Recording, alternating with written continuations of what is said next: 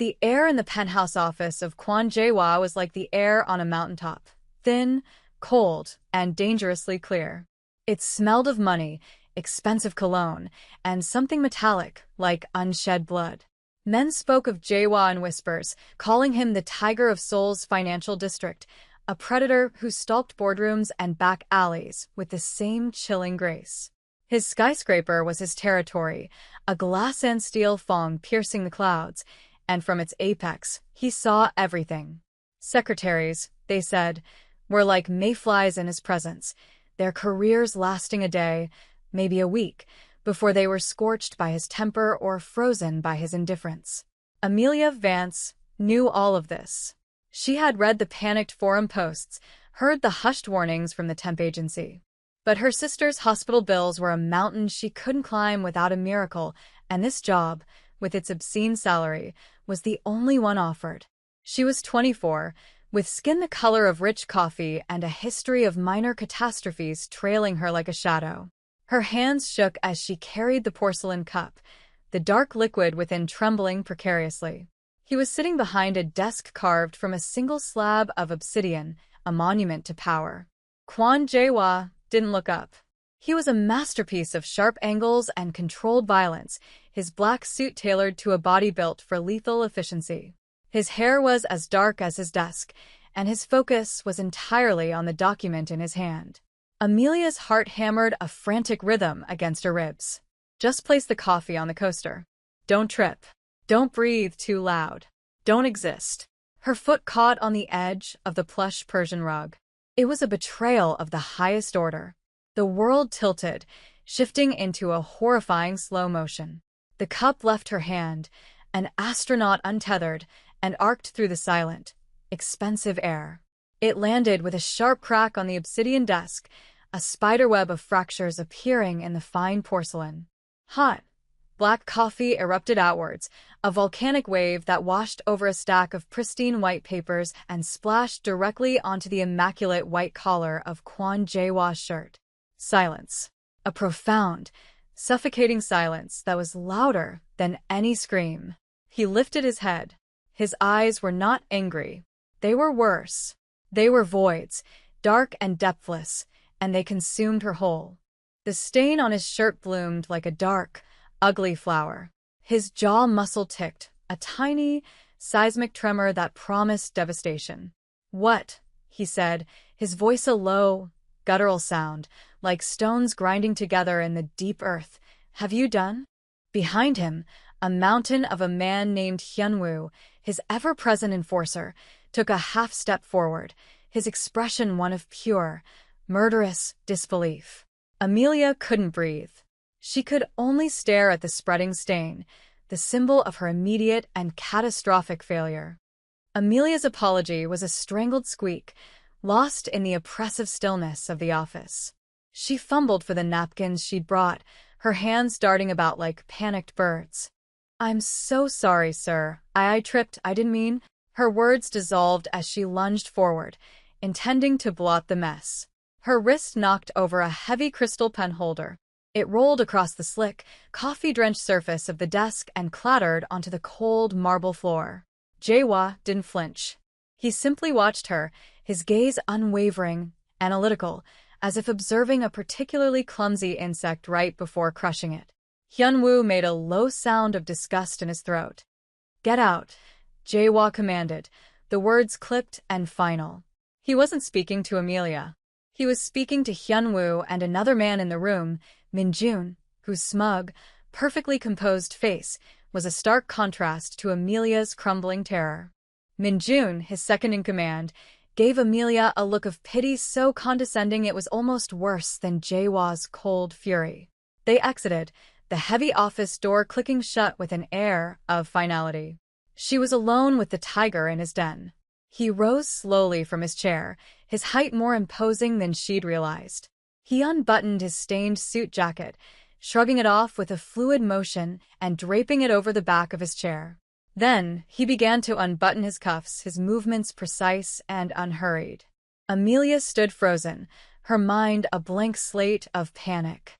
He was going to kill her, right here. He would fold her up and dispose of her in the trash chute, and no one would ever know. He walked around the desk, stopping directly in front of her. He smelled of bergamot and danger. He reached out, and she flinched so violently she knocked her hip against the corner of the desk, a fresh spike of pain shooting up her side. His hand stopped, hovering in the air between them.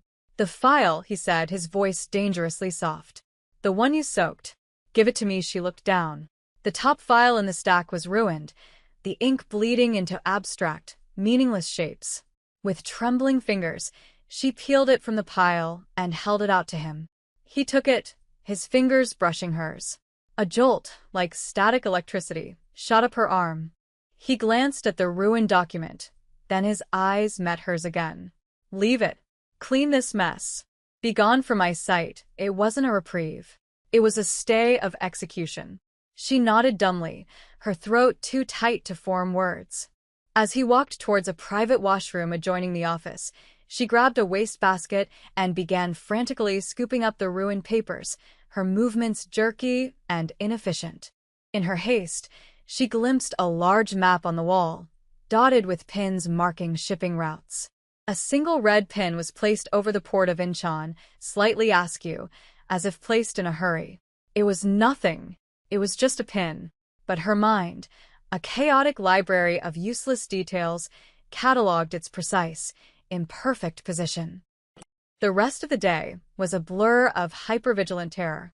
Amelia moved through the opulent office suite like a ghost, her every step measured, her breathing shallow. She answered calls with a whispered, trembling voice, organized digital files with painstaking slowness, and jumped every time the door to Jaewa's inner sanctum opened. He had emerged 20 minutes after the coffee incident in a fresh, brutally white shirt, the stain and her near-death experience erased from existence. He didn't look at her, didn't acknowledge her, which was somehow more terrifying than his anger. It was as if she was already gone. Late in the afternoon, Hyunwoo entered, his face a grim mask. He placed a thick binder on her desk without a word. "Mr. Kwon wants these shipping manifests cross-referenced by tomorrow morning," he grunted, his tone making it clear he thought she was incapable of using a stapler, let alone performing a complex task. Her job was on the line, her sister's future hanging by the thread of her competence. She had to do this. She stayed long after every other employee had gone home, the skyscraper groaning around her as it settled for the night. The city lights outside her window were a galaxy of indifferent stars. She worked for hours, her eyes gritty with fatigue, her mind swimming in a sea of numbers, codes, and destinations. It was around 2 a.m. when her clumsiness struck again. Reaching for a highlighter, her elbow caught the massive, precariously balanced binder. It toppled off the desk, exploding on the floor in a cascade of paper. A choked sob escaped her lips. Defeated, she sank to her knees to begin the soul-crushing task of reorganizing hundreds of pages. As she gathered the manifests, her fingers numb, she saw it. A pattern. Most shipping codes began with a standard alphanumeric sequence, KR/SL 77B. But on every third page, for shipments routed through Incheon, the code was different. Subtly different. A be replaced by an 8. It was a tiny, insignificant typo, one easily overlooked by a cursory glance. But it was consistent. A consistent mistake wasn't a mistake. It was a message. Her heart began to pound a new rhythm, not of fear, but of something else. Something sharp and focused. She remembered the crooked red pin on the map over Incheon. She looked back at the pages, her breath catching in her throat. Every single shipment with the altered code was listed as having a slightly lower cargo weight upon arrival than at departure. It was a leak, a slow, methodical, and very clever bleed. The next morning, Amelia felt as if she were walking to her own execution.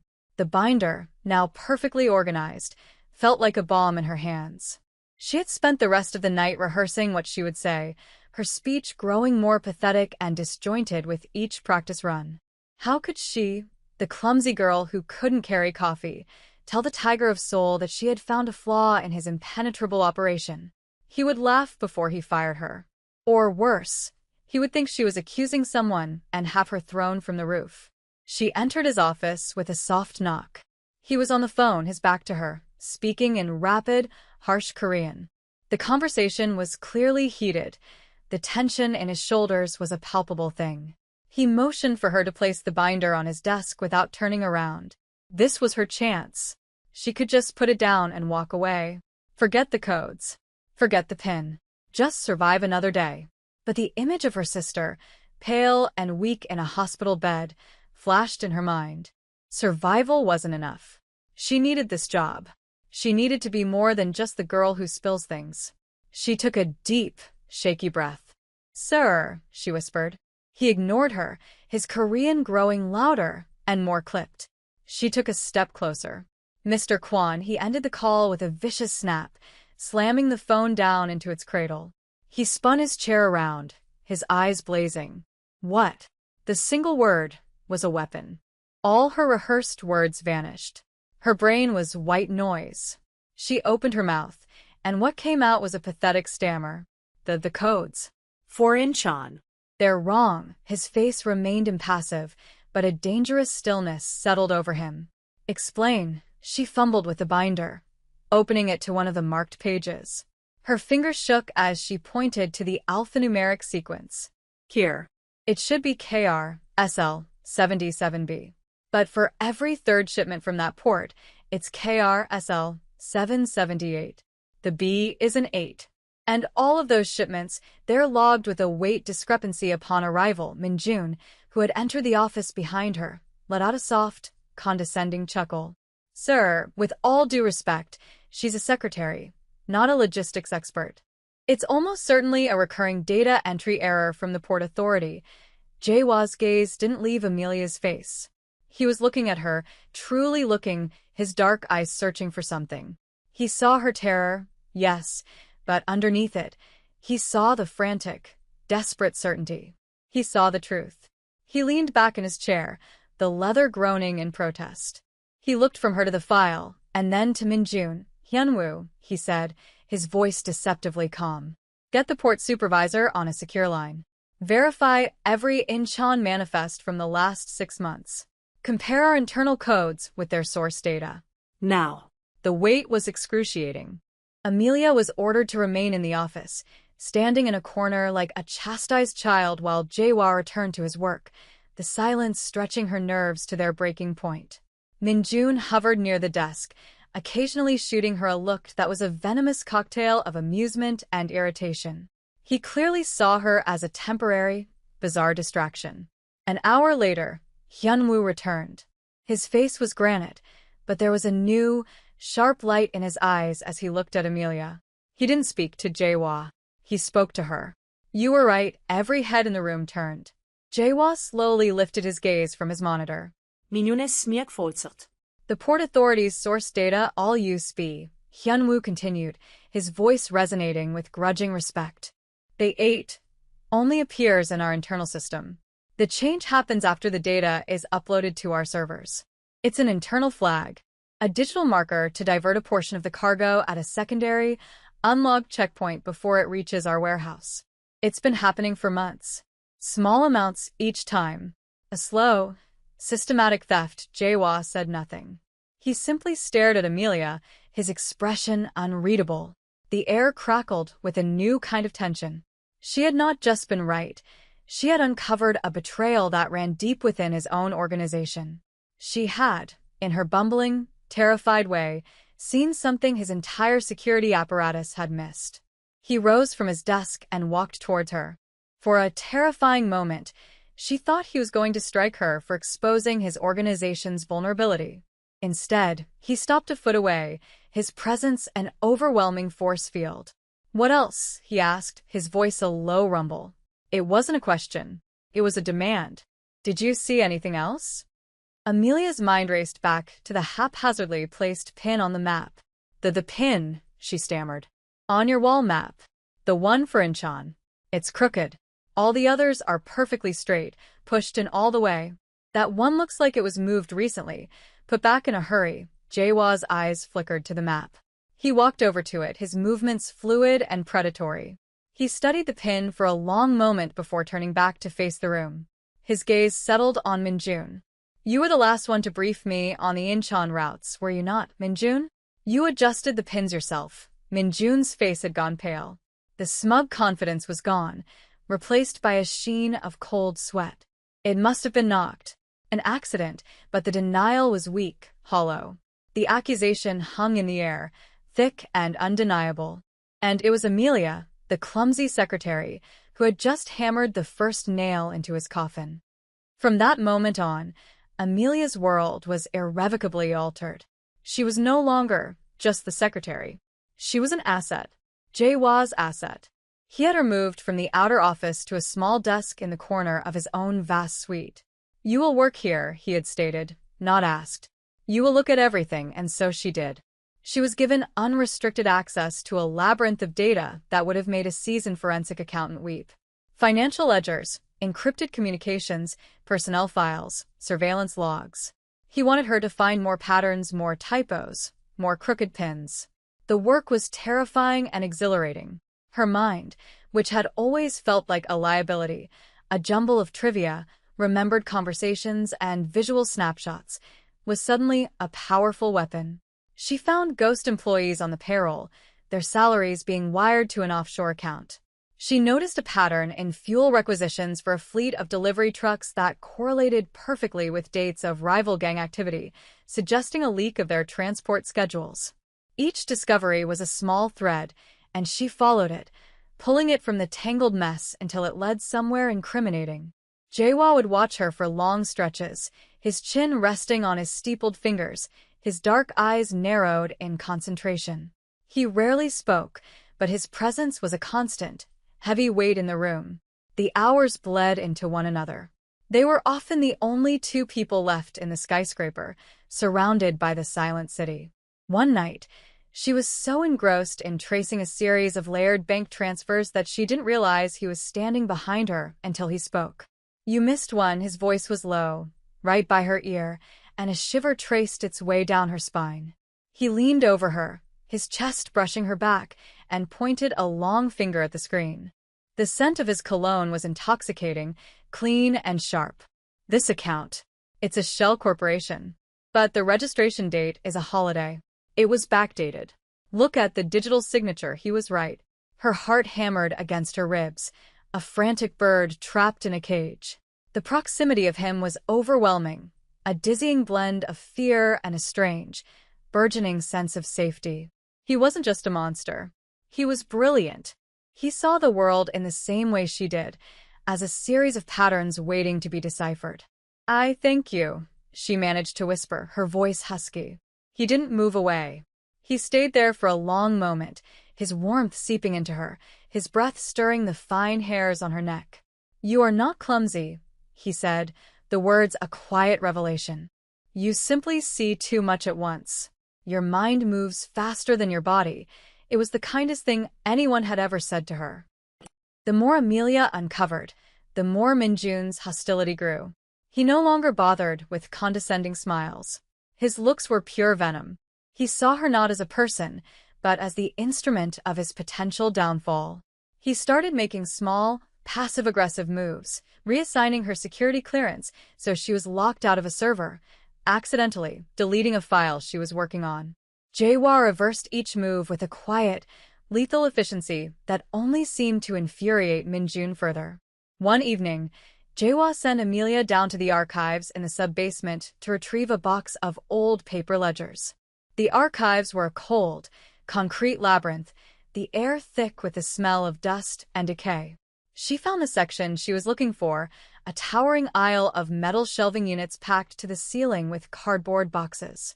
She located the correct box on a high shelf and dragged over a rolling ladder. As she climbed, the metal rungs slick with condensation, she heard a faint creak from the other end of the aisle. Hello, she called out, her voice echoing in the cavernous space. There was no reply. A prickle of unease crawled up her spine. She reached for the box, her fingers straining. That's when she felt it, a violent shudder running through the entire shelving unit. She looked down. A forklift, previously parked and silent 20 feet away, was now rolling towards her aisle, its engine off, gaining speed on the slight downward slope of the concrete floor. There was no driver. Panic seized her. She tried to scramble down the ladder, but her foot slipped. She fell, landing hard on the concrete floor just as the forklift slammed into the base of the shelving unit. The impact was deafening. The massive steel structure groaned, swayed, and then began to topple over like a felled giant, a cascade of heavy boxes raining down exactly where she had been standing moments before. She screamed, scrambling backwards on her hands and knees. A shadow moved with impossible speed from the entrance of the archives. It was Jae-wha. He reached her in 3 long strides, scooping her up into his arms as if she weighed nothing. He half-carried, half-dragged her away from the crashing shelves, shielding her body with his own as a final box exploded on the ground near them, sending shrapnel of old paper flying. He pushed her behind a thick concrete pillar, his hands gripping her arms, his body caging her in. "Are you hurt?" he demanded, his eyes scanning her with a frantic intensity she had never seen before. His control was gone, replaced by a raw, naked fury. "I think I'm okay," she gasped, her body trembling uncontrollably. He cursed a low, vicious sound in Korean. He pulled her tighter against him, his hand coming up to cradle the back of her head, his fingers tangling in her hair. "This was not an accident," he growled, his voice a promise of retribution. "He will not get another chance." The accident in the archives erased any remaining distance between them. Jae-wha became her sentinel. She was not allowed to go anywhere alone. Hyun-woo or another trusted guard drove her to and from her apartment. In the office, she never left his side. Her desk was moved even closer to his, until they were practically sharing the same space. The fear she felt was now constantly warring with a bewildering sense of security. Being near him was like standing next to a controlled fire. The heat was intense and dangerous, but it kept the freezing cold at bay. They worked late into the night, piecing together the final strands of Min-jun's betrayal. The backdated shell corporation was the key. Using the information he'd given her, Amelia dug into the server's access logs. She found the digital signature for the backdating. It hadn't been created by an anonymous hacker. It had been authorized from a terminal within the building. Specifically, Min-jun's terminal, at 3:14 a.m. on a Saturday 2 months prior. It was the digital smoking gun. She pointed to the screen, her hand shaking slightly. There. It was him. It was Min-jun, from his own office. Jae-wha stared at the proof, his face a mask of cold stone. There was no surprise, no shock, only a deep, chilling confirmation. The betrayal was absolute. He had raised Min-jun up, treated him like a younger brother. And he had been repaid with this. He stood up and walked to the floor-to-ceiling windows, looking out at the glittering expanse of Seoul. His reflection stared back, a dark silhouette against a city of light. He aligned himself with the 5 Dragon Syndicate, Jae-wha said, his voice flat and devoid of emotion. He has been selling them our routes, our security protocols. The money was just a bonus. His real prize was my seat. He turned back to face her. The look in his eyes was terrifying. It was the look of a predator that had just caught the scent of its prey and was preparing for the final, brutal kill. "He thinks you are my weakness," he stated, his gaze intense. "He believes my concern for you is a flaw he can exploit. He is about to learn that what he perceives as a weakness is, in fact, his death sentence." He walked back to his desk and picked up his phone, dialing a single number. "Hyun-woo," he commanded, his voice dropping to a lethal whisper. "Lock down the building. No one gets in or out without my authorization. Our guest will be arriving soon. Prepare a welcome for him." The hunt was over. The execution was about to begin. The attack came sooner than they expected. An alarm blared through the penthouse, a shrill, piercing sound that signaled a total security breach.